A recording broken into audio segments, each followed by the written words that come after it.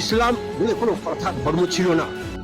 अच्छा, আমাদের হিন্দু সনাতন ধর্মের শ্রীমদ ভাগবত ও শ্রীমদ ভাগবত গীতা এই কথাই বলেছে, জগতে ধর্ম নামে যা কিছু চলে ভাগবত বলে তাহা পরিপূর্ণ চলে। জগতে শুধু তো ছোট ধর্ম, বহু ধর্ম, দেহ ধর্ম করছে, প্রকৃত ধর্ম হলো সনাতন ধর্ম। अच्छा, समझ गया। तो रुको जरा, सबर करो। बोला धक्का बुक्की नहीं करने का, आराम से लेने का। हाँ,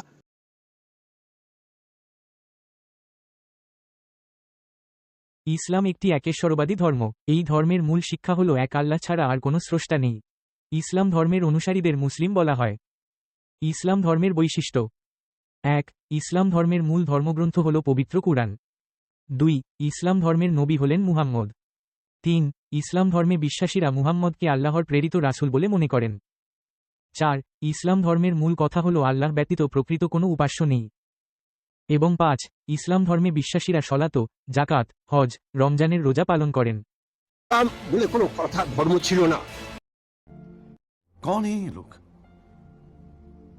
कहां से आते हैं ये?